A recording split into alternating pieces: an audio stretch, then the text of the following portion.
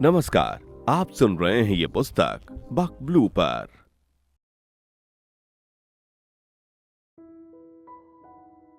कड़ी धूप का सफर। आज जबलपुर का सारा काम पूरा हो गया है। सिर्फ जीसीएफ के इंजीनियर से वर्क कंप्लीशन रिपोर्ट लेना है। होटल में आज भी मैनेजर ने चलते समय कहा था कि आपके लौटने तक आपकी रिजर्वेशन टिकट कंफर्म हो जाएगी। ट्रेन तो रात को 9 बजे है। पहले सदर में गैरिसन इंजीनियर से कागज कलेक्ट कर लूं, फिर होटल जाकर कुछ देर आराम करूंगा, क्योंकि पिछले 3 दिन की दौड़ भाग व वर्कलोड ने थका दिया है। सदर में सारे पेपर्स कंप्लीट थे। बमुश्किल 10 मिनट में फ्री हो गया। जीआई ऑफिस के बाहर आकर 3 व्हीलर में बैठा और उसे कहा, समदड़िया होटल। जी साहब कहकर रिक्शे वाले ने रिक्शा बढ़ाया। मैंने कहा, मीटर तो डाउन कर लो। वो हंसा और बोला, नए हो साहब, इतने फिक्स रेट है, 50 ही लगत है समदड़िया तक के। नया? हाँ नया ही समझो। जब मैं यहाँ पढ़ता था सिर्फ साइकिल रिक्शा ही चलते थे। बड़ी पुरानी बात कर रहे हो साहब, जमाना हो गया उन्हें गए रहे। 20 साल से तो हम जबलपुर में हैं। आप कब थे यहाँ? यही कोई सन 80 के आसपास। ले 35-40 साल हुए रहे। आप ही देख रहे हैं, तब और अब में कहाँ से का हो गया रहा है। ओ तरफी जो बड़ी बड़ी बिल्डिंग दिख रही है, मैदान रहा और यहाँ टपरा रहे, अब मॉल बन गया रहा। हाँ भाई, वाकई सब कुछ बदल गया है। और उसकी बातों में रास्ता कब कटा कुछ पता ही नहीं चला। होटल के सामने उतरकर उसे पेमेंट करके मैं अंदर रिसेप्शन पर आया और रूम की चाबी लेकर उससे अपने टिकट का पूछा। सर 4 से 5 के बीच आएगा, मैं कंफर्म कर दूंगा आपको।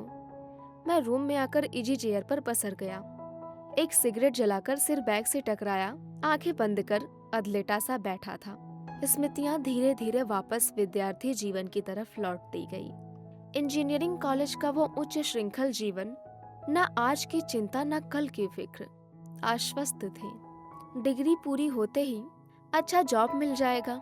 दिन भर कॉलेज की व्यस्तता और शाम को होटल आते ही खत्म, और फिर सारी मंडली तैयार। या तो श्याम टकीज पर पप्पू की चाय की दुकान या सतना बिल्डिंग के सामने आईसीएच। बस 2 ही अड्डे थे। धीरे धीरे करके कुछ ही देर में सारा कोरम इकट्ठा हो जाता था और फिर 9 बजे तक चाय सिगरेट के दौर के साथ दुनिया जहान की चर्चा या कॉलेज की परेशानियों को हंसी व धुएं में उड़ाते रहना। फिर याद आता था कि लौटना भी है और हम हॉस्टलर्स वापस होटल आकर मैस में चले जाते थे। अब लगता है जिंदगी तो बस यही थी जो भरपूर थी। उसके बाद तो बस वक्त के साथ उम्र कटने का नाम पर जिंदगी है। कॉलेज में हम 4 दोस्त, मैं, मनोज, संजीव, संजय, कवेंद्र, शायद सोते वक्त ही अलग होते थे। बाकी तो कोई ऐसा लम्हा नहीं होता था जब कोई अलग हो। तो स्वाभाविक था, हमारे बीच कोई बात भी पर्सनल नहीं थी, बल्कि सब कुछ साझा था। फिर चाहे वो सिगरेट से लेकर बड़ी से बड़ी समस्या तक कुछ भी हो, एक साथ शेयर करते थे। और जब भी कोई परेशानी आती, जिनके पास उनका निदान हो, वो बड़े की भूमिका में वह शेष 3 छोटे बन जाते थे। और यही दोस्ती और भाईचारा हमारी दुनिया थी। उसके आगे बाकी सब कुछ जैसे औपचारिकता मात्र थी। ऐसे में आईसीएच में 4 नए दोस्त और धीरे धीरे नजदीक आए। सामान्य हेलो हाय से शुरुआत, मुलाकात, कभी कभार टी पार्टी या किसी के जन्मदिन पर छोटे छोटे सेलिब्रेशन, या फिर किसी छुट्टी वाले दिन अकाउंटिंग पर साथ रहते हुए कभी इतनी अतरंगता में बदलेगी, किसी ने सोचा भी नहीं था। वो चारों होम साइंस कॉलेज की फाइनल ईयर स्टूडेंट थी और शायद हम चारों की तरह वे भी एक दूसरे के काफी नजदीक थी। हमारी दोस्ती का दायरा अब 4 से बढ़कर 8 हो गया था, जिसमें 4 नए नाम, अनु, अनुभा, सुमी, सौमित्रा, शुचि व विनी, वंदना और जुड़ गए थे। हम लोग जब भी मिलते थे अक्सर सामान्य बातें ही होती थी, जिनमें हॉबीज, फैमिली बैकग्राउंड या उस वक्त की पिक्चर जैसे विषय रहा करते थे। कभी कभी कुछ गंभीर विषय जैसे कौन क्या करेगा, किसने क्या सोचा है और किसके क्या सपने हैं भी बकायदा पूरी दार्शनिकता के साथ डिस्कस होते थे, और फिर वापस हंसी मजाक या छेड़छाड़ पर लौट आते थे। ये दोस्ती पता नहीं कब वह कैसे एक नए स्वरूप में बदली, हम में से कोई नहीं जान सका। अक्सर ही संजू व बिनी और पिंकू व शुचि अलग रहने के बहाने ढूंढते थे या बातें करते करते बाकी लोगों से दूर चले जाते थे। पहले हम नहीं समझ पाए, फिर पता चला कि ये चारों अब दोस्त नहीं, उनसे कहीं आगे निकल गए हैं। वास्तव में अब उनकी दोस्ती प्यार में बदल गई। अब मैं, किन्नू, अन्नू व सुमी भला क्या कहते या क्या करते, बस इन चारों को अलग रहने का मौका दे देते थे। हम लोग उसी पुराने अंदाज में बतियाते रहते। मैं व किन्नू, संजू और पिंकू के तो कभी अनु व सिमी, विनी व शुचि के बारे में बात करते व उनमें दिख रहे अंतर पर कभी हंसते तो कभी उनकी आने वाली जिंदगी की कल्पना करते थे। मेरा व किन्नू का जीवन के प्रति दृष्टिकोण शुरू से ही अलग था। हम दोनों ही पहले जीवन में बहुत कुछ बनना चाहते थे। शायद हम दोनों के परिवारों की पृष्ठभूमि इसमें महत्वपूर्ण थी। दोनों साधारण घरों से थे और पूरे परिवार की उम्मीदें हम पर थी। ठीक विपरीत संजू व पिंकू समृद्ध घरों से थे और उनके सामने आगामी जिंदगी में किसी तरह की परेशानी का कोई स्थान नहीं था। पिंकू के पापा की मालनपुर में वेयरिंग बनाने की फैक्ट्री थी और वो बीई के बाद एमबीए करके अपनी छोटी यूनिट को बड़ा करना चाहता था। संजू भी बिलासपुर के बड़े व्यावसायिक परिवार से था और एक तरह से शौकिया इंजीनियरिंग कर रहा था। दूसरा ये भी तय था कि डिग्री मिलने के बाद उन दोनों को हमारी तरह जॉब करने के लिए ना तो अप्लाई करना है और ना जॉब करना है। फिर स्वभाव व सोच पर भी बहुत कुछ निर्भर करता है। मैं व किन्नू अंतर्मुखी स्वभाव के थे। वह अपने अंतर की भावनाओं को विशेषकर विषम या अप्रासंगिक अभिव्यक्त ही नहीं कर पाते थे। परंतु प्यार इन सीमाओं से परे है। किसी से किसी को कब प्यार हो जाता है, ये अगर पता चल सकता तो शायद कोई मुश्किल ही नहीं होती। पर प्यार तो जैसे खरपतवार का बीज है, जिसे अंकुरित होने के लिए ना विशिष्ट भूमि चाहिए, ना कोई निर्धारित वातावरण। ये तो कभी भी कहीं भी पल्लवित हो सकता है। ठीक यही हुआ भी। अन्नू के मन में मेरे प्रति कब ये बीज जाग गया और क्यों नहीं पता।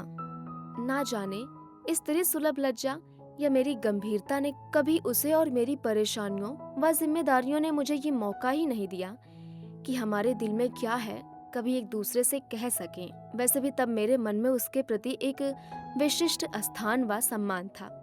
उसके रहने, सोचने, बोलने का ढंग अच्छा लगता था। वह उसको दिख या मिल जाने पर एक अलग ही अनुभूति होती थी। मुझे नहीं पता था वास्तव में ये प्यार था।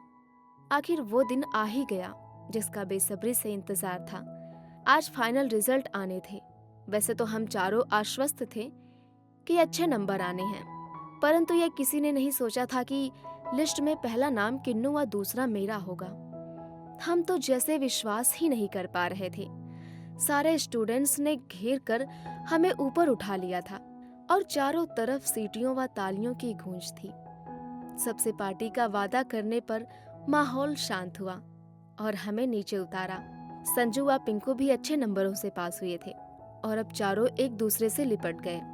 संजू ने कहा, भाई आज शाम को मेरी तरफ से पार्टी। पिंकू बोला, नहीं हम दोनों की तरफ से। अरे भाई दोनों क्यों, चारों शेयर करेंगे।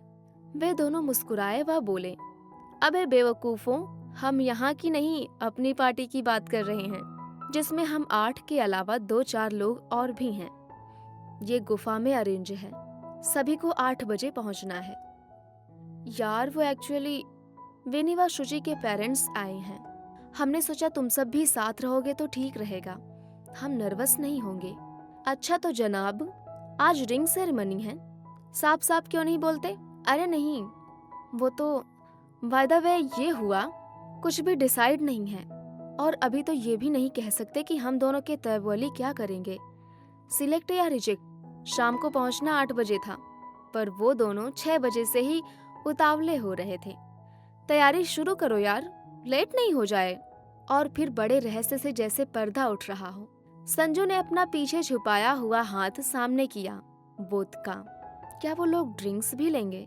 अरे गोबर गणेश, ये तो अपने लिए है, वहाँ उनके बीच कौन लेगा? पर यार हम पहली बार उन लोगों से मिल रहे हैं, वो भी ड्रिंक करके। यदि वो हाँ सोचकर भी आए होंगे तो भी ना करके जाएंगे, इसलिए तो हम यहीं से लेकर चलेंगे। यार कॉन्फिडेंस रहेगा। अभी आप सुन रहे थे ये पुस्तक बक ब्लू पर। आपको ये किताब कैसी लगी कमेंट में हमें जरूर बताएं। साथ ही स्क्रीन पर दिए गए सभी प्लेटफॉर्म्स पर हमको फॉलो करना ना भूलें। धन्यवाद।